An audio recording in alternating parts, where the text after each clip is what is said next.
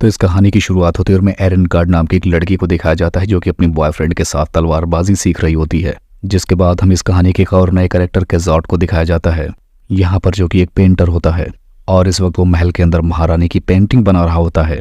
केज़ार्ड के साथ महारानी की अच्छी खासी बॉन्डिंग बनती है। अब केज़ार्ड जब महारानी की पेंटिंग बना रहा होता है तब वो महारानी को अपनी कमर ठीक करने की एडवाइस देता है ताकि पेंटिंग खूबसूरती के साथ बन सके। जिसके बाद वो धीरे धीरे खुद ही आकर महारानी के कपड़े ठीक करने लगता है और अब वो महारानी के कपड़े ठीक करते करते ऐसी जगहों पर छूने लगता है जिसके बाद महारानी से रहा नहीं जाता और उसे पकड़कर वो किस करने लगती हैं। अब इन दोनों के बीच कुछ होने ही वाला होता है, लेकिन तब तक केज़ार्ड खुद को रोक लेता है क्योंकि ये मामला महारानी का था, क्योंकि थोड़ी सी चरम सुख सीमा के लिए वो परमात्मा को सुधार जाता। अब हम देखते हैं कि पेंटिंग पूरी हो जाने के बाद केज़ार्ड अपने घर पर आता है। यहाँ पर हम जान पाते हैं केज़ार्ड अपने किराए के घर पर रहता है और यहाँ पहुंचते ही उस घर की मालकिन उससे किराया मांगने लगती है जो कि उसने बहुत सारे महीनों के बकाए रखे हैं। और केज़ार्ड अपनी मालकिन को हर तरह की बार यही बताकर छोड़ देता है कि वो अगली बार किराया दे देगा। जिसके बाद हम देखते हैं कि एक दिन महारानी केज़ार्ड को शाही पार्टी में बुलाती हैं जहां पर केज़ार्ड की नज़र एरन कार्ड पर पड़ती है जो कि केज़ार्ड की बनाई हुई महारानी की पेंटिंग को देख रही होती है। अब केज़ार्ड उससे बात करने की कोशिश करता है लेकिन उसके पिताजी ऐसा होने नहीं देते। अब इसके बाद महारानी उससे बताते हैं कि मेरे बेटे के अंदर कोई भी ऐसी फीलिंग नहीं है जिसकी वजह से उसकी शादी कर दी जाए, और अगर उसकी शादी नहीं होती है तो वो जिंदगी भर कंवारा रहेगा और ऐसे इंसान को मैं अपना साम्राज्य नहीं सौंप सकती। और इस बात का फायदा उठाकर महाराजा का भाई सिंहासन संभाल सकता है। इसलिए महारानी केज़ार्ड को उसके बेटे में वासना लाने की बात को कहती हैं और इसके बदले में महारानी केज़ार्ड को कुछ भी देने के लिए तैयार थी। अब इसके बदले में भी केज़ार्ड एरन कार्ड को मनाने के लिए कहता है। जिसके बाद हम देखते हैं कि अब एक दिन केज़ार्ड अपने किराए के मकान को छोड़कर महल में रहने के लिए चला जाता है क्योंकि केज़ार्ड के जरिए महारानी अपने बेटे को हवस का पुजारी बनाना चाहती हैं। जिसके बाद हम देखते हैं कि वो सीधा राजकुमार लूथर से मिलता है और यहाँ पर उसे शादी ना करने की वजह पूछता है। अब इस बात पर लूथर जवाब देता है कि मुझे आज़ादी चाहिए, जो कि शादी करने के बाद छिन जाती है।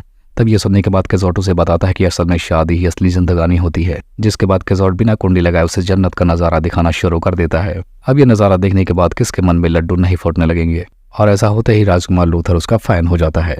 अब हम देखते हैं कि वो राजकुमार लूथर को अपने साथ एक शाही घर पे ले जाकर एक पेंटिंग बनाने के लिए लेकर जाता है और यहाँ पर राजकुमार को वो अपना असिस्टेंट बनाता है। अब यहाँ पर वो एक परिवार को एक साथ बैठाकर सबकी ड्राइंग बनाने लगता है, लेकिन उस परिवार की एक छोटी लड़की जो कि बहुत खूबसूरत थी, उसकी पेंटिंग बनाने की बारी जब आती है तब वो सबको बाहर कर देता है ये कहकर कि वो उसकी बहुत अच्छी पेंटिंग बनाना चाहता है।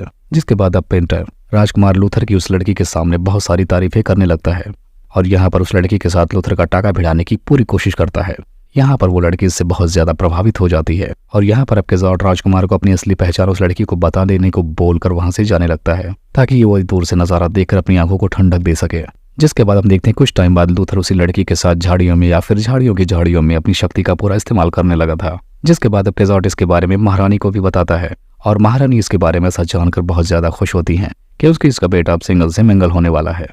और इस काम के बदले केज़ार्ड ने एरन कार्ड की पोर्ट्रेट बनाना चाहा था। यहाँ पर तब महारानी बताती है कि मैंने जब एरन कार्ड के पिता से उसकी पोर्ट्रेट बनवाने की मांग की तो एरन कार्ड के पिता इस बात से साफ साफ मना कर देते हैं।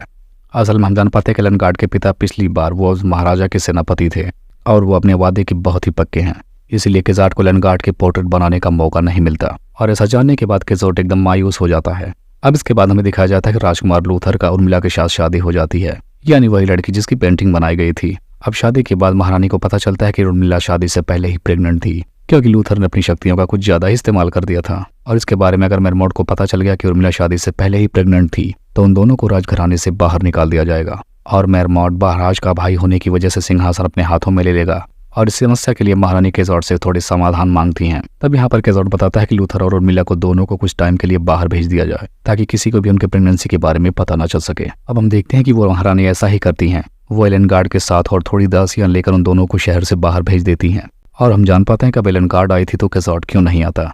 यहाँ पर वो भी उसकी मदद करने के लिए आया होता है। अब हम देखते हैं कि ये सारे लोग कहीं दूर रहने लगते हैं और फिर इन्हें एक दिन पता चलता है कि महाराज और उनकी पत्नी उर्मिला से मिलने के लिए आए हैं क्योंकि उन्हें जानना था कि आखिर उर्मिला यहाँ पर महल को छोड़कर क्यों आई है। यहाँ पर केज़ार्ड उन्हें रोकने की बहुत सारी कोशिश करता है जिसके बाद मेरमोट उसे धक्का दे देता है। तब उसके बाद वहीं पर राजकुमार लूथर भी आ जाते हैं जो कि ये बताते हैं कि उर्मिला की हालत बहुत नाजुक चल रही है जिसकी वजह से वो कभी किसी से नहीं मिल सकती, इसीलिए वो उन सबको वहां से जाने के लिए बोल देता है। जिसके बाद से मेरमोट और उसकी पत्नी का शक और भी ज्यादा बढ़ता जाता है। जिसके बाद मेरमोट अब वहाँ के एक लोकल आदमी को पैसे देता है और उस महल के अंदर की खबर उन्हें देने को कहता है। फिलहाल तो उस व्यक्ति के पास किसी भी तरह की कोई खबर नहीं होती है क्योंकि महल के अंदर किसी को भी जाने नहीं दिया जाता था। अब इसके बाद हम देखते हैं कि एक रात जब केज़ार्ड को नींद नहीं आती तब वो जंगल की तरफ घूमने के लिए निकल पड़ता है और वहीं पर वो जो नजारा देखता है उससे उसकी आंखें वहीं पर खुली की खुली रह जाती हैं केजोट यहाँ पर देखता है कि एलेनगार्ड अकेले जाकर एक लेक में नहा रही है और इस दौरान केजोट अपने आप को रोक नहीं पाता, जिसके बाद अब केजोट से भी रहा नहीं जाता और वो वहीं पर उसकी पेंटिंग बनाना शुरू कर देता है। और ऐसे करके वो हर सुबह वहीं पर पहुंच जाता था और अपनी पेंटिंग को पूरी करता था। जिसके बाद हम देखते हैं कि एक दिन एलेनगार्ड से मिलने के लिए उसका बॉयफ्रेंड आता है, जिसके बाद एलेनगार्ड उससे चुपके से मिलती है और उसे वहां से फौरन जाने को बोलती है, क्योंकि महारानी की परमिशन के अलावा महल के अंदर किसी को भी आने की इजाजत नहीं थी। अब इस दौरान हम देखते हैं प्रिंसेस उर्मिला की डिलीवरी का टाइम हो जाता है, जिसकी वजह से महारानी को बुलाया जाता है। अब यहाँ पर महारानी बच्चे को देखकर बहुत खुश हो जाती हैं और बच्चे के लिए यहाँ पर एक दाई को फिक्स कर देती हैं और इस बच्चे का बाहर किसी को पता ना चले इस बात का खास ख्याल रखने को कहती हैं।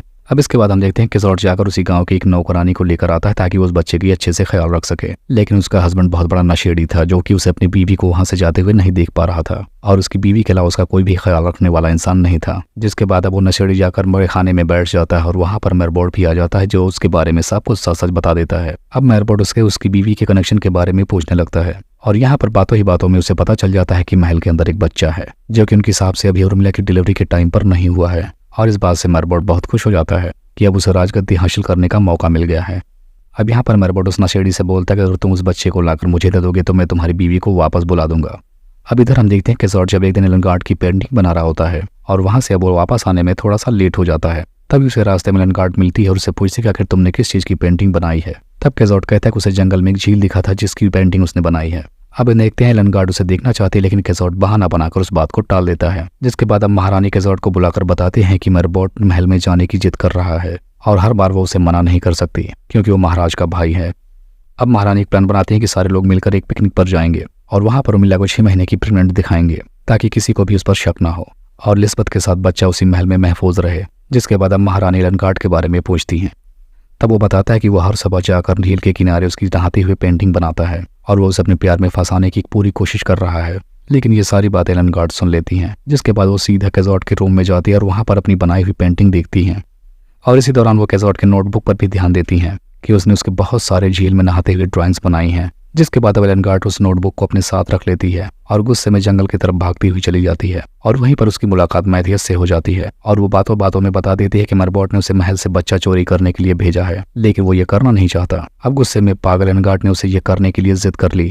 अब अगले दिन केजोट झील के किनारे वेट कर रहा होता है लेकिन वो आती नहीं। अब अगले दिन जब वो सुबह एलेनगार्ड से मिलता है तब वो कहती है कि अब तो मुझे दूर से देखकर नहीं बल्कि पास से बैठाकर मेरी पेंटिंग बनाना हुए। और इस दौरान केजोट उसकी बातों में आ जाता है और इस दौरान एलेनगार्ड चुपके से उसकी नोटबुक उसकी जेब में डाल देती है। जिसके बाद वो सारे लोग मिलकर मेरबोर्ड के साथ पिकनिक पर चले जाते हैं और उस महल के अंदर मैथियस पहुंचकर ये देखता है। इस दौरान लिस्बत सो रही होती है और वो वहां से बहुत आसानी से बच्चे को लेकर महल से वापस आ जाता है और थोड़ी ही देर बाद लिस्बत उसका पीछा करने लगती है। तभी मैथियस बच्चे को लेकर मेरबोर्ड के सामने आ जाता है जहाँ पर वो सारे लोग पिकनिक कर रहे होते हैं। लेकिन यहाँ पर मैथियस मेरबोर्ड को बच्चे को ना देकर खुद ही लेकर उस बच्चे को वहां से भाग निकलता है, जिसके पीछे सारे लोग लग जाते हैं।